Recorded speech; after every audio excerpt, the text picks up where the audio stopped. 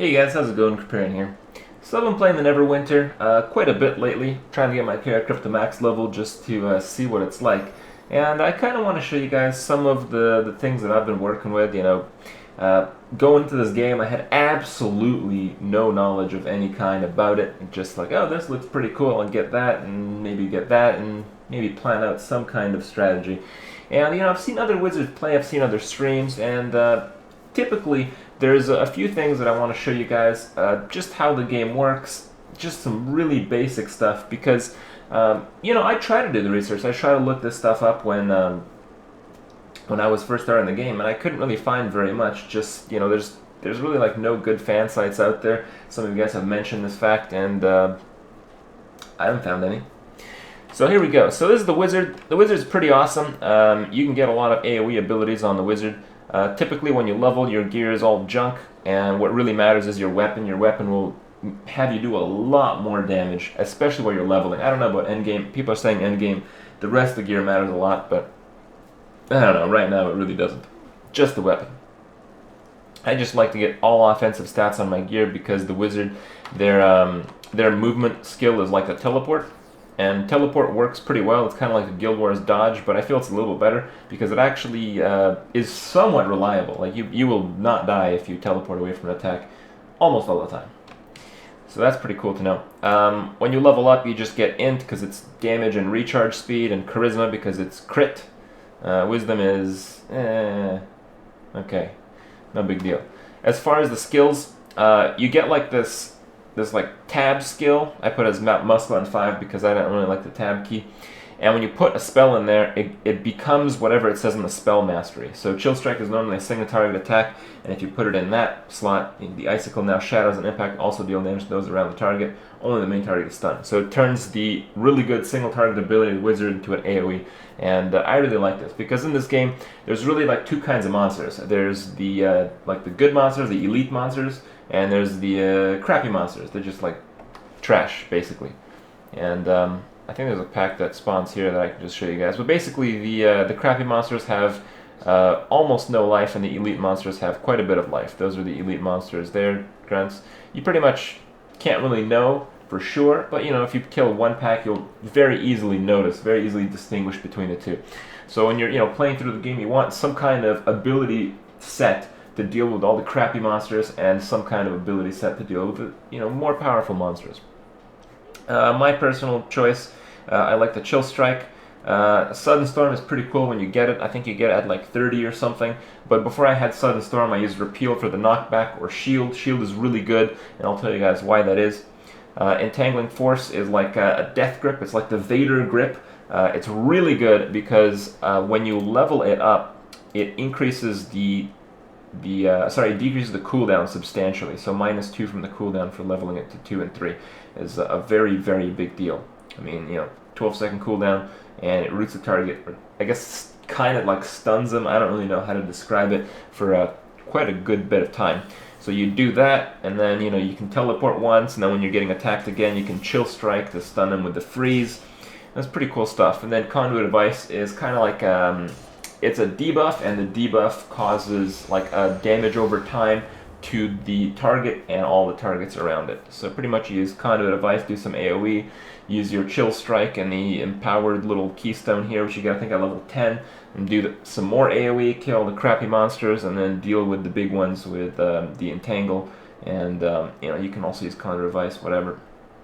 I like Magic Missile a lot. I think it does a lot better damage than the others, and also it boosts your arcane damage further. When I was leveling, I was using where is it here? Arcane Presence. So the arcane power from the missiles was applying to my cold skills, and I think that's a really good choice for leveling. But I mean, people have leveled. However, it's not really a big deal. Just a few things to know. There are very few abilities in this game that actually hit unlimited number of targets. So you're like, oh man, you have all this AoE, you just pull as much as you want. That's only true if you use a certain set of abilities. So for instance, like Ice Storm, you know, it's like a massive AoE and does all that, or even like Chill Strike, it becomes AoE, or even Conduit of Ice. All these have a target limit. It's like 7 or something. So if you pull too many monsters, you actually won't be able to AoE them down. There's a few abilities that I know of that actually hit unlimited targets, and these are, in my opinion, really overpowered because of this fact. So one is Arcane Singularity. Arcane Singularity puts like a spot wherever you want it, and it sucks all the monsters in. The issue is that while they're getting sucked in, they can still attack you, so you don't want to be near them. The other is the shield. Where's the shield here? So shield just absorbs a bunch of damage, but when you have the shield already on your character and you press the shield button, it blows up. It's like an AoE, and this also hits unlimited targets. So that's really cool to know. Also, I haven't tried it myself, but I have heard that Oppressive Force also hits unlimited targets as well. So there are some interesting things that you can do combining these abilities. Now, the reason this is relevant is because to use these like super powerful abilities, you need action points, and when you do damage for the wizard, as you can tell from the tooltip there, you gain action points, and when that thing fills up, you can use your daily, which is like the super combo finish ability. So you use your funnel or whatever, or you use Oppressive Force. I'll probably get this soon just to check it out, and it's pretty cool. Definitely these daily abilities are extremely powerful for the wizard, and I have seen them being fairly lackluster for a lot of the other classes. So you can focus on that. In terms of like the feats, I thought it was pretty straightforward. You know, I didn't really like to build my wizard for like PvP or anything like that, but I guess I could later because I can just respec it. It's pretty easy to do. But I just built it for PvE, so I just wanted, you know, more crit, more action points, more of this. Just focus on AoE. Oh, it looks like these guys spawned on me, so I just, you know, AoE them. It's pretty easy stuff.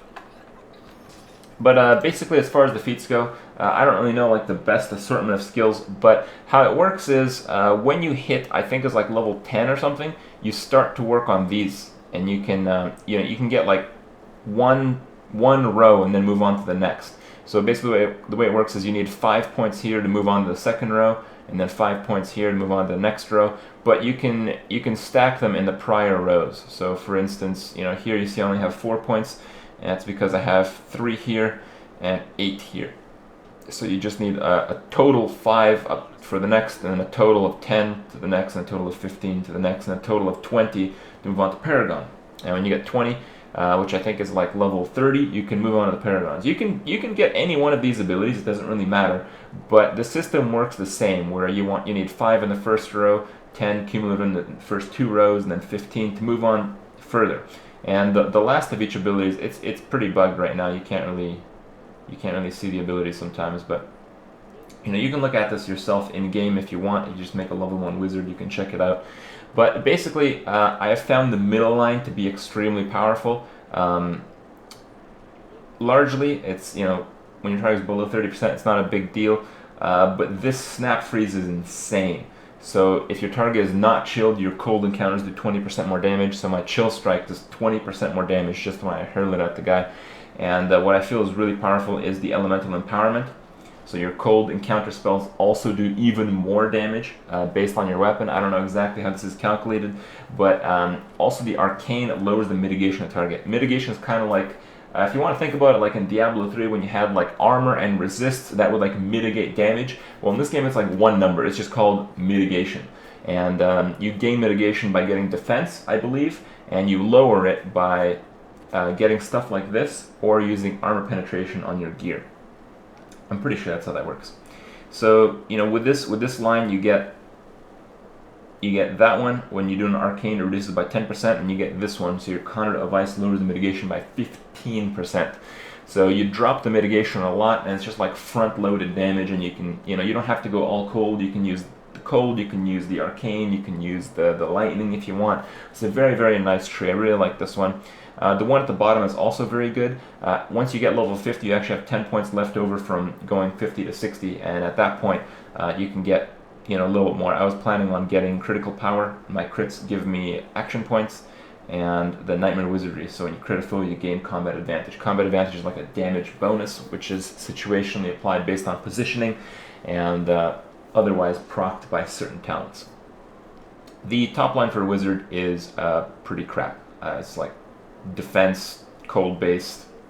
Didn't really like it at all. I thought it was really, really terrible.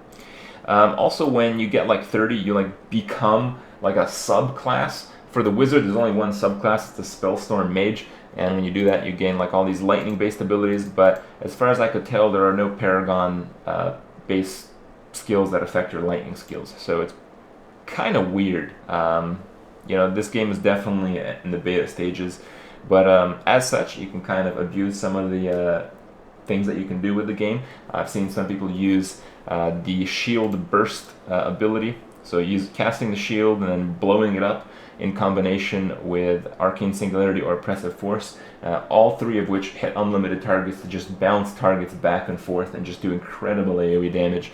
As far as PvP goes, the control part of the wizard is very good, largely because of the grip and the freezes that you can spawn from a lot of your abilities. But you know, that side of the game, you know, I've yet to explore, so I'm not really going to go too in depth on that. And maybe in the future, once I check out a little bit, get a little bit better understanding of what's going on, I can show you guys that part of the game as well. And until then, guys, hope you guys enjoy the game as much as I have, and I'll see you guys tomorrow.